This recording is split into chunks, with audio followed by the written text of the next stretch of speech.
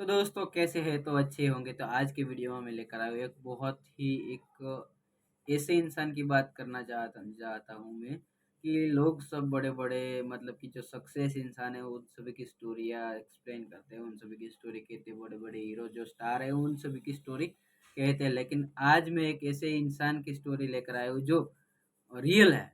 मतलब कि मेरे मेरे साथ अभी मैं अभी आज की ही मैं बात करूँ तो आज ही मेरे साथ ये हुआ है। तो जब मैं रास्ते से बाइक लेके गुज़र रहा था तो एक मतलब कि 60-65 साल का कोई मतलब कि एक इंसान है, आदमी है, उसने मेरे को ऐसे याद किया कि चलो लिफ्ट माँगी मेरे से। तो मैंने जब उसे लिफ्ट दी तो मैं बातों का इंसान हूँ, मैं बातें सभी से करता रहता हूँ, तो उनसे मैंने बात शुरू की, कैसे है, क्या हाल-चाल है, क्या करते हैं सब।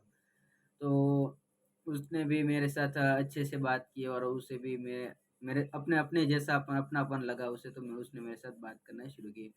वो मुझे थोड़ा-सा सैड लग रहे थे, तो उसने मेरे से बात की कि भाई मैंने पूछा आपके बेटे क्या करते हैं? तो वो बोले यार बहुत ही प्रॉब्लम है, बहुत ही मतलब कि क्या बताऊँ मैं, कि उसके 2 बेटे हैं और एक बेटे की शादी अभी 1 साल पहले हुई है।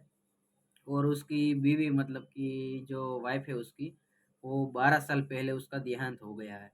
और 1 साल पहले जब वो को 1-2 साल पहले कोविड-19 में उसकी एक जो बेटी थी वो भी गुज़र गई है। तो हिंदू ही थे, तो उसने मतलब कि मिडल क्लास फैमिली थी, इतना अपर क्लास नहीं बोल सकते, लेकिन जो लोएस्ट में आता है, जो मज़दूरी करता है उसमें तो नहीं थे, लेकिन अच्छी खासी फैमिली थी उसकी, जो मज़दूरी करते हैं उस हमारी तरह जो छोटे-मोटे काम के लिए यहाँ-वहाँ जाते वैसा कुछ नहीं था। उ उसने एक टाइम पे बहुत ही मज़दूरी की थी, वो भी गरीबी थी। तो जब मज़दूरी करके मतलब मिस्त्री काम करते थे वो बिल्ड कंस्ट्रक्शन का साइट पे काम करते थे, अलग-अलग साइट पे। उसने बहुत ही मज़दूरी की, अपने बच्चों को पढ़ाया, लिखाया और फिर जाके दोनों बच्चों को इंजीनियर बनाया। और जब दोनों बच्चों की जॉब लग गई तो जो बड़ा था उसको, अभी मैं सैलरी की बात करूँ तो उसने जो मेरे को बताया मैं वही बता रहा हूँ, कुछ भी मैं गलत नहीं बता रहा हूँ। अगर मैं उसका फेस वीडियो भी बनाने वाला था, लेकिन मैंने उसकी वीडियो नहीं बनाई क्योंकि वो उसके बेटों ने या फैमिली में किसी ने देख ली होती तो उसको बहुत ही बड़ी प्रॉब्लम हो जाती, क्योंकि वो बहुत ही बड़ी प्रॉब्लम में अभी फ़िलहाल है ही, वो मैं आगे आपको बताता हूँ। तो उसको प्रॉब्लम यह है, मैं साफ-साफ बता देता हूँ कि उसके घर में वो अभी फ़िलहाल परमानेंट अहमदाबाद में रहते हैं 1 साल से, और अगर पहले की बात करूँ तो उन उस वो भावनगर हमारे शहर गुजरात में रहते हैं। तो अहमदाबाद भी गुजरात में है लेकिन यहाँ से दूर पड़ता है। तो वहाँ पे रह रहे हैं और उसका जो छोटा बेटा है उसको 1,80,000 सैलरी है और दो बड़े बेटे को 50,000 सैलरी है। तो इतनी सैलरी मतलब 2 ढाई लाख रुपए का इनकम महीने की होने के बावजूद भी उसको यही प्रॉब्लम है कि घर में किसी को लाना मना है, किसी दोस्त को या किसी रिश्तेदार को उसको लाना नहीं है, किसी के रिश्तेदार या दोस्त के वहाँ जाना नहीं है, घर से बाहर नहीं जाना है। और जो छोटा बेटा है वो घर पे ही कुछ बैंगलोर या कुछ बाहर के कुछ नाम दिया था मुझे अच्छे से याद नहीं है। उसके वर्क फ्रॉम होम है उसका, तो वो घर पे ही रहता है, तो उसने बोल रखा है कि टीवी नहीं देखने का है। और उसका बड़ा बेटा है, उसकी शादी हो गई, तो उसकी भी एक छोटी-सी बच्ची है।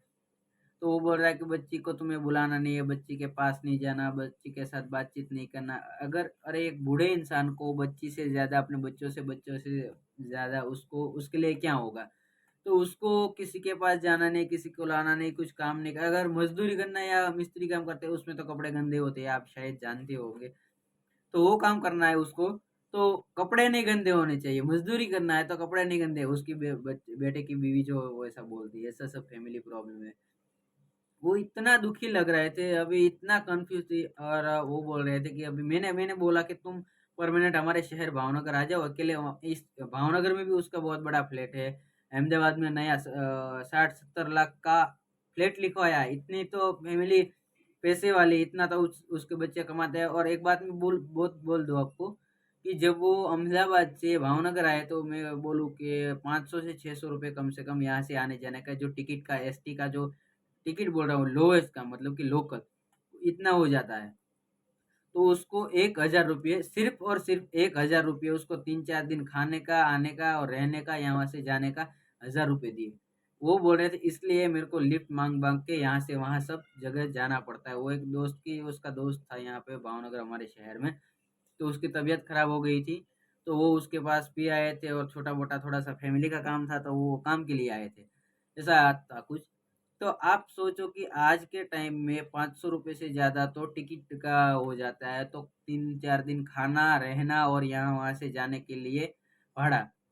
तो आप सोचिए वो एक 65 या 16 इयर्स का ओल्ड मैन था, तो वो कैसे गुज़ारा करता होगा? अगर मानो कि सही लोग करते हैं नो डाउट, बट उसके बच्चों को इतना पैसा होने के बावजूद भी अपने माँ-बाप के लिए इतना कुछ करने के लिए टाइम नहीं है। साथ में ना आए कोई चलो चलेगा, लेकिन उसको पैसे देने के लिए भी उसके पास पैसे नहीं, क्योंकि उसके खर्चे होंगे, होते ही नहीं होंगे क्या? मैं आप लोग बोलेंगे कि ये सब मन की बात बोल रहे हो, अपने खुद की बात कर रहे हैं। ऐसा कुछ नहीं है, क्योंकि इससे मुझे कुछ नहीं मिलने वाला। तो मैं जो सच है ये आपको बता रहा हूँ। मेरी दूसरी चैनल है, उस पे भी मैंने मेरी गुजराती लैंग्वेज में वीडियो डाली थी। तो इसमें मैं बात करूँ कि ये जो बात रियल है, आपके आस-पास भी ऐसा कोई है तो आप प्लीज़ उसे सपोर्ट कीजिए और जितना बन सकता है उतना सपोर्ट कीजिए। मैंने तो बोला, मेरा नंबर दिया कि जब भी कभी आपको मेरी ज़रूरत है मुझे कॉल कर दीजिएगा, मैं आ जाऊँगा। ऐसा मैंने बोला, आपके आस-पास भी कोई है ऐसा तो बन सके उतना इसे सपोर्ट कीजिए, क्योंकि ये सब एक टाइम जितना था कि उसने भी अपने टाइम में मज़दूरी करके अपने बच्चों को पूरी फैसिलिटी दी, पढ़ाया-लिखाया, वरना इंजीनियर बनना कोई छोटी बात नहीं है, क्योंकि कितना खर्चा लग जाता है। लेकिन आप सब पढ़े-लिखे होंगे, शायद आपके बच्चे होंगे, आप बच्चे होंगे या आपके माता-पिता बड़े होंगे। तो मेरा तो बस इतना ही कहना कि यार आप आपको इतना बड़ा कर रहे हैं, अपने मम्मी-पापा आपके मॉम-डैड आपके लिए इतना कुछ कर रहे हैं, तो उसकी मतलब कि आपकी रिस्पॉन्सिबिलिटी अब बनती है कि आप समझने लायक हो गए हैं, तो उसको सपोर्ट कीजिए, उसकी जो जितनी हो सके, मतलब कि जॉब करते हैं, कुछ भी करते हैं, मैं नो डाउट कुछ नहीं कर रहा हूँ।